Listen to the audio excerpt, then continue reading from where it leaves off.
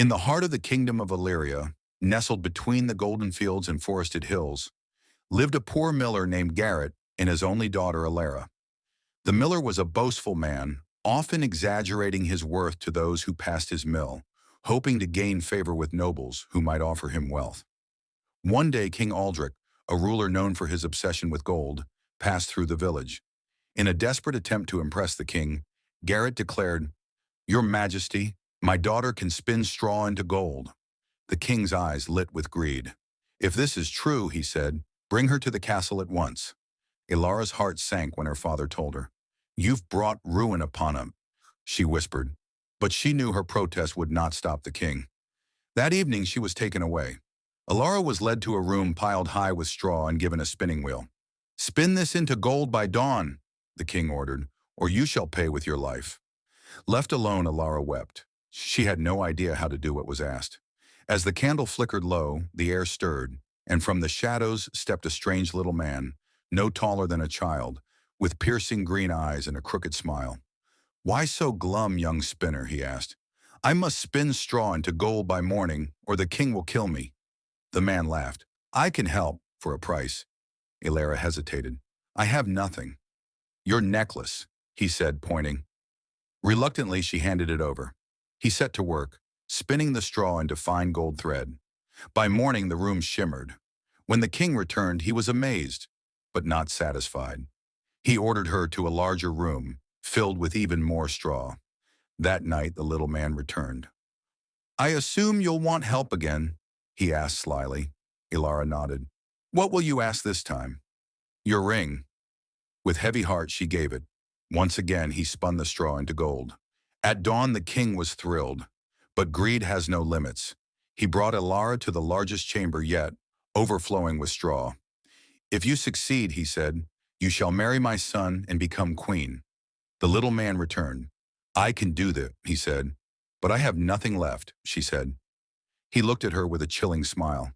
"Then promise me your firstborn child." Elara froze. The thought horrified her, but what choice did she have? "Very well," she whispered, "I promise." The man danced, spun, and sang strange songs while working. By morning, the gold gleamed brighter than ever. The king kept his word, and Elara married Prince Darren, a kind and thoughtful man, unlike his father. Years passed. Elara became queen and gave birth to a beautiful daughter named Lise. Her past faded into memory, until one autumn night, when the wind howled through the palace and the fire crackled low, the strange little man appeared. "I've come for what you promised," Elara gasped, clutching her child. "Please, take anything else. I beg you." But the man shook his head. "A promise is a promise." Tears streamed down her face. "Is there nothing I can do?" He paused. "Very well. If you can guess my name in 3 days, you may keep your daughter." Elara searched high and low. She questioned villagers, pored through old books, and sent out riders to the corners of the kingdom. Each night the man returned and she guessed, "Is it thorn or bramble? No. Is it jasper or fin? No." Time was running out. On the 3rd day, one of her messengers returned. "I heard a strange song in the forest," he said. "A creature danced around a fire singing, 'Tonight, tonight, my plans I fix. Tomorrow morn the queen's child I'll mix. The queen will never win the game, for Rumpelstiltskin is my name.'" That night, when the little man appeared, Elara stood tall. "Is your name Rumpelstiltskin?" His eyes widened. He let out a scream so loud it shook the room. "You cheated! You spied!" "No," Elara said calmly. "I searched. I did not give up." With a howl of rage, he vanished into smoke, never to be seen again.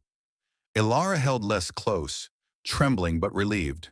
The king, now older and humbler, apologized for his greed. He stepped down, and Prince Darren became king, with Elara as his queen. Under their rule, the kingdom changed. Elara established schools and encouraged honesty and wisdom in governance. She often spoke to young women, telling her story, not of magic or fear, but of perseverance, courage, and finding your voice even in the darkest times. She was not remembered as the girl who spun straw into gold, but as the queen who turned fear into strength. Moral lesson: your greatest strength is not what you possess, but who you choose to become. In life, we face impossible challenges, unfair expectations, and harsh choices. Like Elara, we may be forced into situations where others try to define our value or make decisions for us. But through resilience, critical thinking, and belief in ourselves, we can overcome even the most impossible odds. Promises made in fear can lead to regret, but it is never too late to fight for what is right. Truth, courage, and persistence can defeat even the most mysterious of enemies. The power to change your destiny lies not in magic, but in your own hands. For more motivation stories, please like and subscribe this channel. Thanks for subscribe.